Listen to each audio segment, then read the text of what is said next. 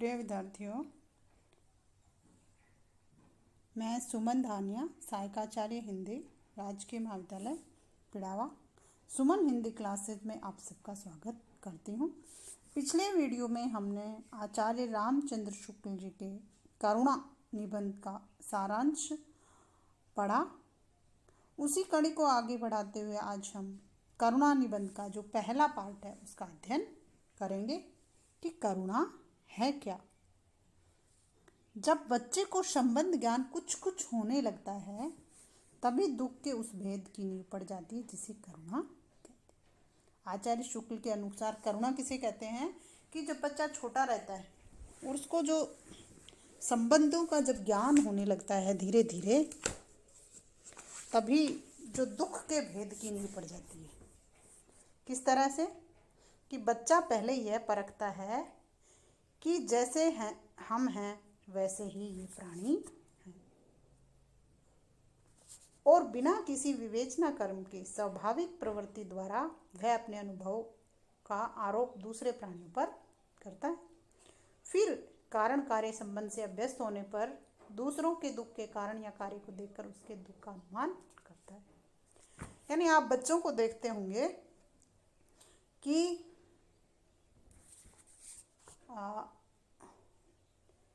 जब माँ झूठ मूठ ऊँ करके रोने लगती है तब कोई कोई बच्चे भी रो पड़ते हैं। इसी प्रकार जब उनके भाई या बहन को कोई और मारने को उठता है तब भी वे कुछ चंचल हो उठते हैं। तो ये सब क्या है, करुणा के ही जो है वो लक्षण है कि किस तरह से बच्चा जब समाज में आता है तो वो बिल्कुल एक कोरा कागज होता है, लेकिन जैसे जैसे वो पलता बढ़ता है, जिस परिवेश में रहता है और धीरे धीरे कारणकारी संबंध से, यानी वो देखता है किस तरह से, और धीरे धीरे जब वो बड़ा हो रहा होता है तो किस तरह से उसमें करुणा के भाव आ जाते हैं। दुख की श्रेणी में या प्रवृत्ति के विचार से करुणा का उल्टा जो है वो क्रोध है। क्रोध जिसके भी प्रति उत्पन्न होता है हम उसकी हानि की ही चेष्टा करते हैं। यानी जिससे भी हम क्रोधित होते हैं, गुस्सा करते हैं उस पर, तो उसका भला तो उस समय चाह नहीं सकते। करुणा जिसके प्रति भी उत्पन्न होती है उसकी भलाई का कार्य करते हैं। किसी पर भी खुश होकर लोग उसकी भलाई कर देते हैं। इसी प्रकार पात्र की भलाई की जो उत्तेजना है दुख और आनंद दोनों की श्रेणियों में रखी गई है। यानी कई बार हम किसी व्यक्ति को दुखी देखकर और उसकी भलाई कर देते, लेकिन जिस व्यक्ति पर या पात्र पर हम क्रोधित होते हैं उसकी कभी भी जो है भलाई नहीं करेंगे। दुख की श्रेणी में ऐसा मनोविकार जो पात्र की भलाई की उत्तेजना करता है, लोभ से जिसे मैंने आनंद की श्रेणी में रखा। आचार्य शुक्ल जी क्या कहते हैं कि लोभ से मैंने उसको किस श्रेणी में रख दिया, आनंद की श्रेणी में।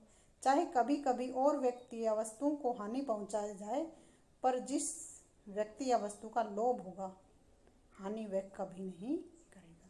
इसको एक आप उदाहरण से समझ सकते हैं कि जो लोभी महमूद था उसने सोमनाथ मंदिर को तो तोड़ा, लेकिन भीतर जो हीरे जवाहरात थे उनको खूब संभाल कर रखा। एक तरफ तो उसने हानि पहुंचाई कि सोमनाथ मंदिर को तो तोड़ दिया, लेकिन उसके अंदर जो हीरे जवाहरात थे उनका उसको लोभ था और उनको उन्होंने बड़े संभाल कर रखा। जैसे नूरजहां के रूप के लोभी जहांगीर ने शेर अफगान को तो मरवा दिया, पर नूरजहां को बड़े चैन से रखा। नूरजहां के पति शेर अफगान को तो उसने मरवा दिया, लेकिन नूरजहां को उसने बड़े चैन से या बड़े जतन से अपने पास रखा। ऊपर कहा जा चुका है कि मनुष्य जो ही समाज में प्रवेश करता है उसके सुख और दुख का बहुत से अंश दूसरे की क्रिया या अवस्था पर अवलंबित हो जाता है। उसके मनोविकारों के प्रवाह तथा जीवन के विस्तार के लिए अधिक क्षेत्र हो जाता है। वो दूसरों के दुख से दुखी और दूसरों के सुख से सुखी भी होने लगता है।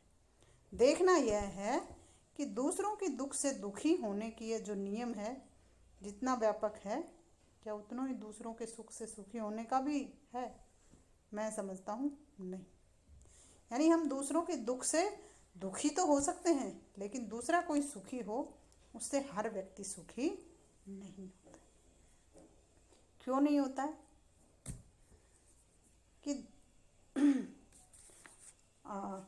दूसरों के सुख से मैं समझता हूँ, आचार्य शुक्ल जी क्या करें कि मैं समझता हूँ नहीं। और यह अज्ञात जो कुलशील मनुष्य के दुख को देख कर भी किस तरह से जो लेखक है समझा रहे हैं कि दूसरे को दुख में दुखी देखकर तो हमारे मन में दुख उत्पन्न हो सकता है, और वो दुख तब तक बंद नहीं होगा जब तक कि हमें ये मालूम नहीं हो जाए कि वो व्यक्ति जो दुखी है वो कौन है और इसको किस वजह से दुख, कहाँ रहता है।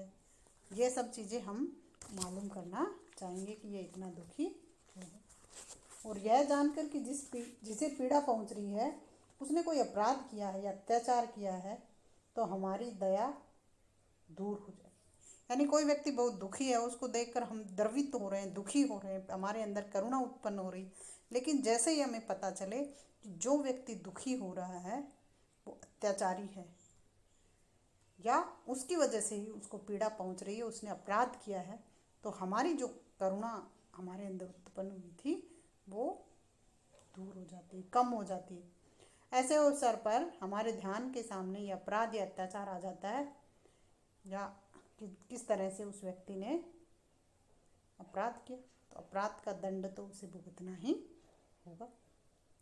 सारांश यह है कि करुणा की प्राप्ति के लिए पात्र में दुख के अतिरिक्त और किसी विशेषता की अपेक्षा नहीं,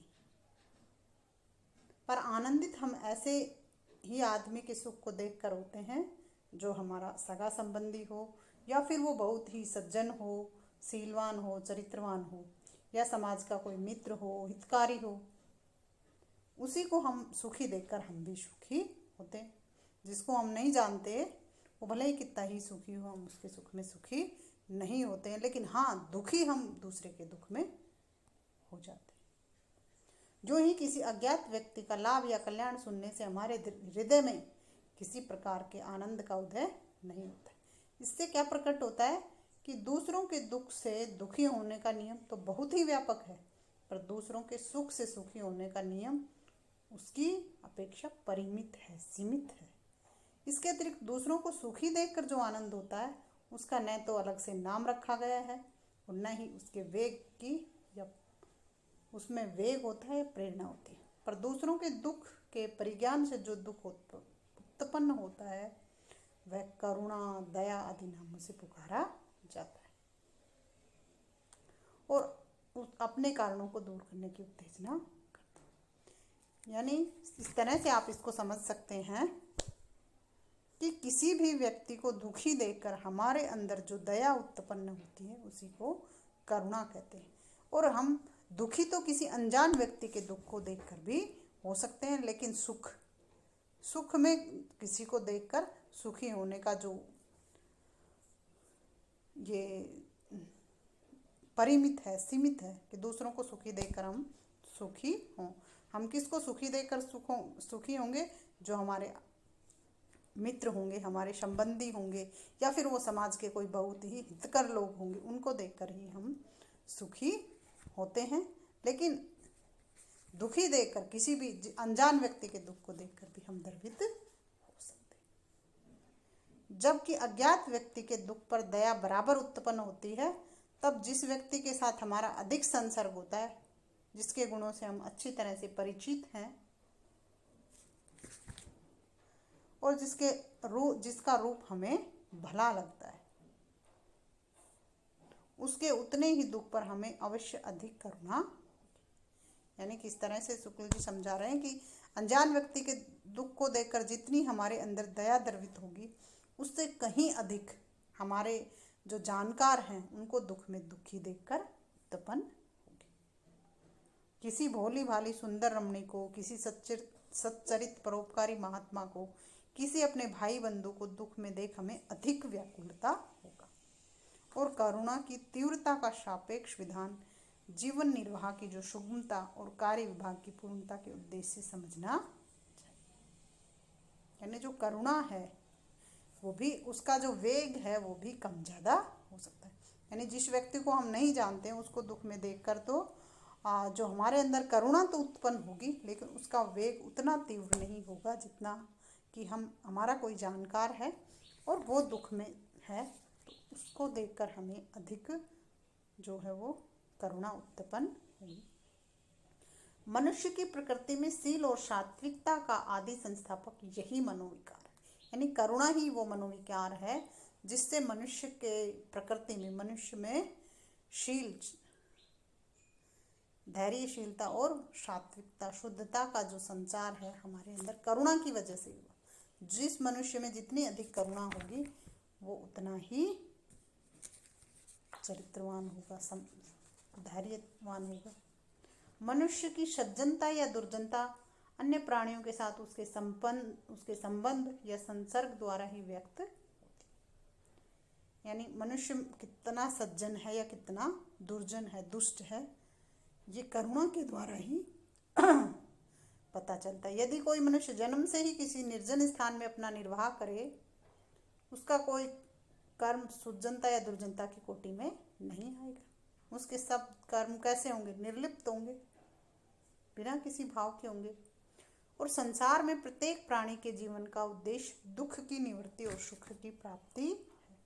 इस संसार में जिस भी व्यक्ति ने जन्म लिया है उसका उद्देश्य क्या होता है? सुख की प्राप्ति और दुख का निवारण। अतः सबके उद्देश्य को एक साथ जोड़ने से संसार का उद्देश्य भी क्या हो जाता है?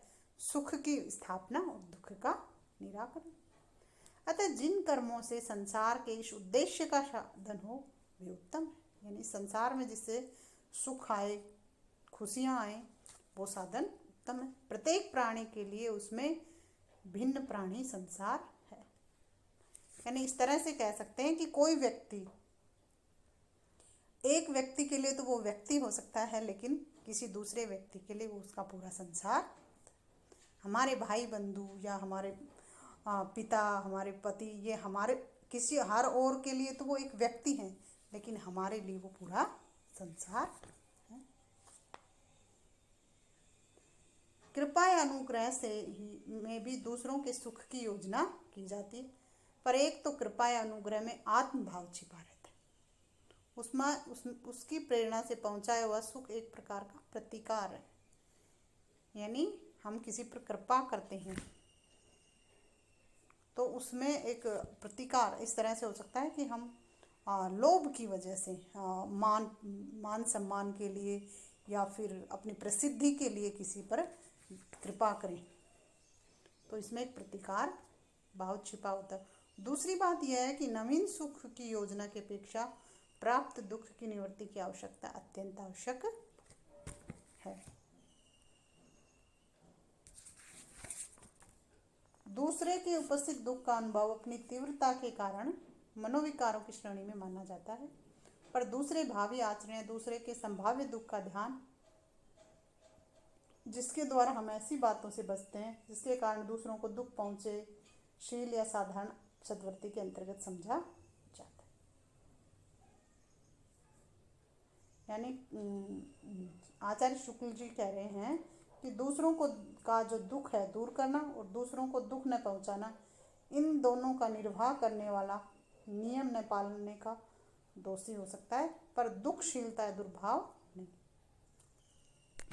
आगे कह रहे हैं आचार्य शुक्ल जी कि मेरे विचार में सदा सत्य बोलना, बड़ों का कहना मानना, ये नियम के अंतर्गत नहीं है, ये शील या सद्भाव के अंतर्गत भी नहीं है।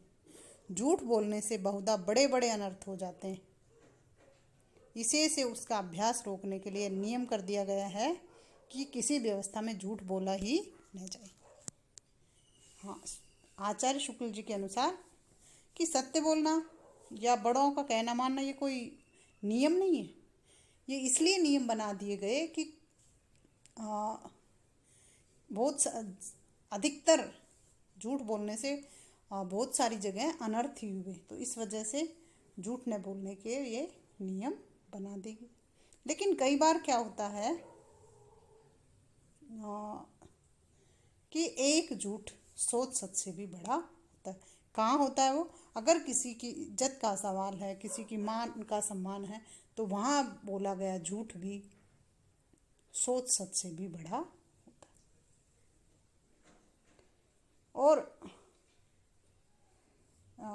मनोरंजन के लिए खुशामद या शिष्टाचार आदि के बहाने संसार में बहुत सा झूठ बोला जाता है जिस पर कोई समाज कुपित नहीं होता, क्योंकि बहुत सारे लोग हमें पसंद नहीं होते, लेकिन फिर भी हम उनके लिए ऐसे नहीं कहते, उनका सम्मान भी करते हैं। तो ये क्या है कि खुशामद के लिए, मनोरंजन के लिए, शिष्टाचार अवस्था संसार में बहुत सारा झूठ बोला भी जाता है और उससे कोई कुपित भी नहीं होता। किसी भी अवस्था में धर्म ग्रंथों में झूठ बोलने की इजाजत तक दे दी गई है, विशेषतः जब इस नियम भंग द्वारा अंतःकरण की किसी उच्च और उदार वृत्ति का साधन होता है। यदि किसी के झूठ बोलने से कोई निरपराध और निसहाय व्यक्ति अनुचित दंड से बच जाए तो ऐसा झूठ बोलना बुरा नहीं माना जाता। यानी किसी के झूठ बोलने से कोई निरपराध व्यक्ति बच जाए तो वो झूठ सोच सच से भी बड़ा होता है, क्योंकि सील, नियम या सद्वृत्ति का साधक है, समकक्ष नहीं। मनोवेग वर्जित सदाचार, दंभ या झूठी कवायद है। मनुष्य के अंतःकरण में सात्विकता की ज्योति जगाने वाली यही करुणा है। इसी से जैन और बौद्ध धर्म में भी इसकी बड़ी प्रधानता दी गई है। और गोस्वामी तुलसीदास जी ने भी क्या कहा है कि पर उपकार सरिस न भलाई, पर पीड़ास नहीं। पर उपकार, पर यानी दूसरों का, उपकार भलाई कि सरिस समान, कि दूसरे का उपकार करना है, दूसरे की भलाई करने के समान कोई भी श्रेष्ठ कार्य नहीं है। पर पीड़ा सम नहीं अधमाई, और दूसरों को पीड़ा पहुंचाने से बढ़कर कोई भी अधर्म नहीं है। यानी दूसरे की भलाई करना ही सबसे बड़ा धर्म है और दूसरे को पीड़ा पहुंचाना ही सबसे बड़ा अपराध है। यह बात स्थिर और निर्विवाद है कि करुणा में जो है मनुष्य का हृदय द्रवित होता है। आज के इस वीडियो में इतना ही, और करुणा निबंध का जो अगला भाग है जिसमें हम इस निबंध को समाप्त करेंगे वो हम अगले वीडियो में पढ़ेंगे। आचार्य शुक्ल जी के निबंध समझने में थोड़े दुरूह होते हैं, इसलिए आप इनको थोड़ा ध्यान से सुने, और फिर भी अगर कुछ समझ नहीं आए तो कमेंट बॉक्स में आप पूछ सकते हैं। धन्यवाद।